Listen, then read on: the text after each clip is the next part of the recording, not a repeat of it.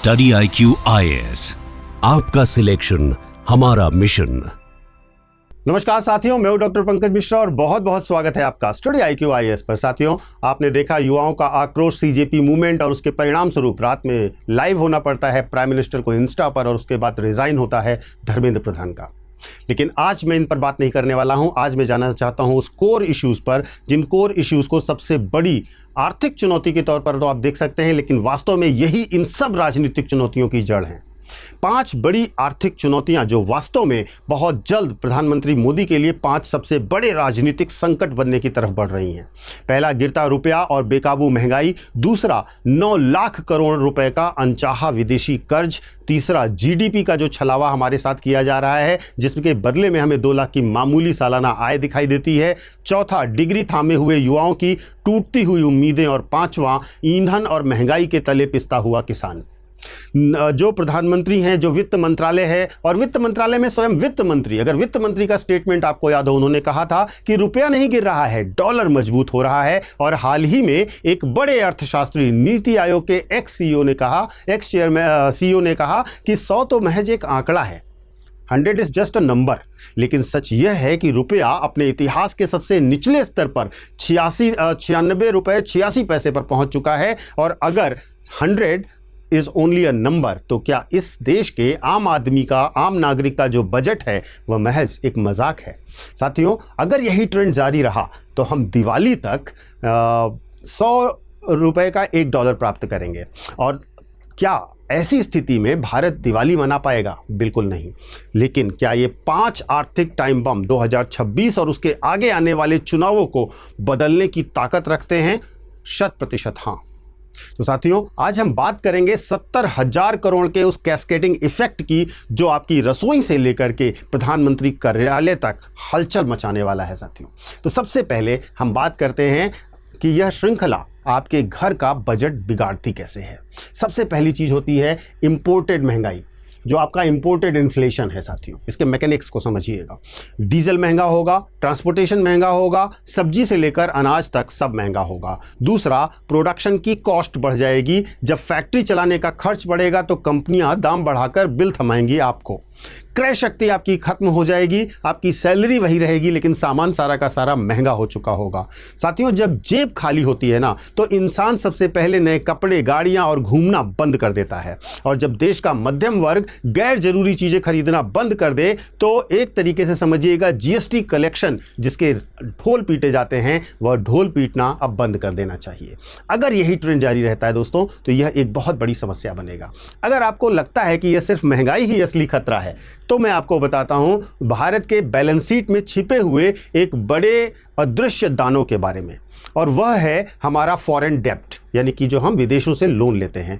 भारत पर इस समय $762 बिलियन का विदेशी कर्ज है। इसका 55% हिस्सा, यानी कि करीब करीब $425 बिलियन हमने डॉलर में ले रखा है, जिसे डॉलर में ही हमें चुकाना है। अब अगर विनिमय दर यानी एक्सचेंज रेट की बर्बादी का हिसाब हम लगाएं, तो $1 80 रुपए का था, तो यह कर्ज 33 लाख करोड़ का था। और जब $1 96 रुपए 86 पैसे पर पहुंच गया है, तो यह कर्ज बढ़कर हो गया है 41 लाख करोड़ का। आप गैप देखिए, 33 लाख करोड़ से 41 लाख करोड़ का हमारे ऊपर सिर्फ कर्ज इसलिए हो गया क्योंकि रुपया कमजोर हुआ है। बिना एक नया उधार लिए, बिना एक नया डॉलर उधार लिए, सिर्फ रुपए के टूटने से देश पर 9 लाख करोड़ रुपए का अतिरिक्त कर्ज बढ़ गया है। इसे आर्थिक प्रबंधन नहीं कहते दोस्तों, इसे मुद्रा की बर्बादी कहते हैं। इस कर्ज का ब्याज चुकाने में ही देश के टैक्स कलेक्शन की एक बहुत बड़ी रकम जलकर खाक हो जाएगी। और नतीजा क्या होगा? सरकारी स्कूलों, अस्पतालों और बुनियादी ढांचों का बजट हमें कमजोर करना पड़ेगा, सिकोड़ना पड़ेगा। अब हमें दिन रात यह बताया जाता है दोस्तों कि हम दुनिया की सबसे बड़ी इकोनॉमी बनने की दौड़ में हैं, अर्थव्यवस्था बन जाएंगे, हम दुनिया की लीड करेंगे पूरी दुनिया को। वैश्विक सम्मेलनों में यह आंकड़ा बहुत ही शानदार तरीके से पेश किया जाता है। लेकिन आइए अब उस सच पर बात करते हैं जो हेडलाइंस में दबा दिया जाता है। अगर देश इतना ही समृद्ध हो रहा है और हम आर्थिक चमत्कार पर चमत्कार किए जा रहे हैं, तो इस देश के 80 करोड़ नागरिक आज भी सरकारी मुफ्त राशन की लाइन में क्यों खड़े हैं? जीडीपी का आंकड़ा एक बहुत बड़ा छलावा हो सकता है। जब देश के 10 बड़े उद्योगपति खरबों रुपए कमा रहे हों तो जीडीपी का ग्राफ तो ऊपर जाएगा ही जाएगा ना। लेकिन जमीनी हकीकत यह है कि भारत के एक औसत नागरिक की सालाना आय भी आज भी 2 लाख रुपए सालाना से कम पर अटकी हुई है। सरकार को अपनी भाषा बदलनी होगी दोस्तों। जीडीपी के आंकड़ों का जश्न मनाना बंद कीजिए, वास्तविक प्रति व्यक्ति आय पर बात कीजिए। आज जब हम कहते हैं कि आम इंसान अमीर हो गया है, तो आम इंसान अमीर तब होगा तो जीडीपी का बढ़ना स्वाभाविक होगा और नतीजा निश्चित तौर पर दिखाई देगा। लेकिन उसके पहले ये जश्न नहीं होना चाहिए। और यहाँ पर हमें एक और बात समझनी चाहिए। वो क्या? वो समझना चाहिए कि ये संवेदनशील भी है और राजनीतिक भी है दोस्तों, क्योंकि यहाँ पर आता है युवाओं का मामला, जिसने पूरी व्यवस्था को चुनौती देकर दिखाया है युवाओं की टूटती हुई उम्मीदें। जंतर मंतर से लेकर देश की सड़कों पर जिन युवाओं ने प्रदर्शन किया, उन्हें ध्यान से देखिए। 21वीं सदी के शिक्षित, महत्वाकांक्षी और डिजिटल रूप से जागरूक भारत का यह प्रतिनिधित्व करते हैं। भारत का जो युवा है वह डिग्री हाथ में लेकर इसलिए मेहनत नहीं कर रहा है कि कोई उससे कहे कि पकौड़े तलना या चाय बेचना ही आत्मनिर्भरता की पराकाष्ठा है। उन्हें सम्मानजनक और उच्च गुणवत्ता युक्त नौकरियां चाहिए। अगर रुपया गिरता रहा, खाड़ी युद्ध का तेल भड़कता रहा और महंगाई बढ़ती रही, तो मध्यम वर्ग के लिए उच्च शिक्षा, स्वास्थ्य सेवाएं और अपना घर पाने का सपना पहुंच से बाहर निसंदेह हो जाएगा। डिग्रीधारी बेरोजगार युवा सिर्फ एक आर्थिक आंकड़ा नहीं है दोस्तों, यह राजनीतिक स्थिरता के लिए एक बहुत बड़ा खतरा है और यह खतरा अब कम से कम सरकार ने महसूस किया है। लेकिन केवल कमियां निकालना काफी नहीं है, हम एज एन एनालिस्ट समाधान पर भी बात करेंगे। साथियों, भारत ने ऐतिहासिक रूप से एक बड़ी गलती की है। हम कृषि से सीधे सर्विस सेक्टर पर जंप कर गए। लेकिन सर्विस सेक्टर में कभी भी 140 करोड़ लोगों को नौकरियां नहीं दी जा सकती। हमें मैन्युफैक्चरिंग की नींव को मजबूत करना होगा और हमें तुरंत इन 4 मोर्चों पर काम करना होगा। सबसे पहले एमएसएमई को डायरेक्ट सपोर्ट देना होगा, क्योंकि ये सबसे बड़ा रोजगार प्रदान करता है, ताकि हमारे छोटे उद्योग ग्लोबल एक्सपोर्ट मार्केट में जा सकें और प्रोडक्टिव बन सकें, लाभ प्राप्त करने वाले बन सकें। दूसरा, कृषि आधारित उद्योगों को और ज़्यादा फोकस करना होगा। एग्रो इंडस्ट्रीज को प्रमोट करना होगा, क्योंकि किसानों की आय सीधे जो ईंधन और महंगाई के थपेड़े होते हैं उनसे बचाई जा सके। तीसरा बड़ा काम कंस्ट्रक्शन और लॉजिस्टिक्स पर करना होगा भारत को, जो सीमेंट, स्टील और भारी उद्योगों को गति देता है। ऐसे सेक्टर पर बहुत ज़्यादा निवेश करने की आवश्यकता है। और सबसे इंपॉर्टेंट, जो आज के युवाओं से सीधा जुड़ता भी है, वो है एआई और डिजिटल इकोसिस्टम। देखिए, जो भविष्य की नौकरियों का, इसको हम एआई को और डिजिटल इकोसिस्टम को गढ़ कह सकते हैं।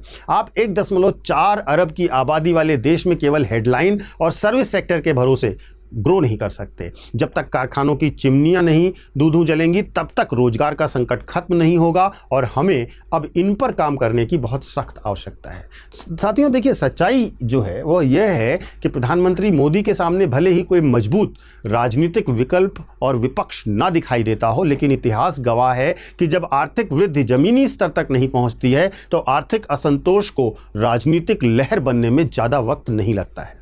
सफलता के मापदंड जीडीपी की हेडलाइंस नहीं हो सकती। वास्तविक प्रति व्यक्ति आय, सम्मानजनक रोजगार और रुपए की मजबूती हमारे लिए ज़्यादा मायने रखती है। अब सवाल मैं आपसे पूछना चाहूँगा दोस्तों, क्या आपको लगता है कि अगले 3 सालों में सरकार अपना पूरा ध्यान इन कड़वे आर्थिक सुधारों पर लगाएगी, या फिर से चुनावी और राजनीतिक एजेंडे हावी हो जाएंगे, जैसा भारत में होता रहा है? क्या इस आर्थिक दबाव का असर आगामी चुनावों में सरकार की पार्टी यानी भाजपा पर पड़ेगा? आप भी अपनी राय कमेंट करके बेबाकी से दीजिएगा, क्योंकि यह एनालिसिस इसीलिए बनाई गई है कि आप समझें कि अर्थव्यवस्था किस प्रकार पूरी राजनीति को प्रभावित कर रही है और ये जो बेरोजगारी का दंश युवा झेल रहे थे, इसी कारण इतना असंतोष पैदा हुआ। वीडियो को शेयर कीजिएगा और अपने दोस्तों के साथ शेयर अवश्य कीजिएगा और अपनी राय भी अवश्य दीजिएगा। जो बच्चे यूपीएससी की तैयारी करना चाहते हैं, अगर उनका लक्ष्य 2027, 2028 या 2029 है, तो उन्हें हमारे नए बैचेस से अगर जुड़ने का मन है, तो हमारे नए बैचेस 27 जुलाई से प्रारंभ हो रहे हैं दोस्तों। इन बैचेस में आपको स्ट्रक्चर्ड क्लासेस, मेंटोरशिप, 18 बुक का सेट आपके घर आएगा, रेगुलर क्लासेस, टेस्ट सीरीज, ये सारी सुविधाएं मिलेंगी। इन सबको आप हमारे डिस्क्रिप्शन बॉक्स में दिए गए लिंक पर जाकर या हमारे ऐप या वेबसाइट पर जाकर देख सकते हैं। और बहुत महत्वपूर्ण रूप से आपको कोर्सेज में डिस्काउंट भी मिल जाएगा अगर आप यह कोड कोर्स को परचेज करते समय लगा देंगे। ध्यान रखिएगा, अगर आपको कोई भी समस्या होती है, आप मुझसे कनेक्ट करना चाहते हैं, मेरे नए वीडियोस के लिंक चाहते हैं, या फिर एडमिशन या तैयारी को लेकर कोई समस्या है, तो आप मुझे इन चैनल्स पर, जो कि यूपीएससी मेंटर पंकज सर के नाम से, कनेक्ट कर सकते हैं। Thank you so much. जय हिंद। मिलते हैं अगले विश्लेषण में। स्टडी IQ IAS, आपका सिलेक्शन हमारा मिशन।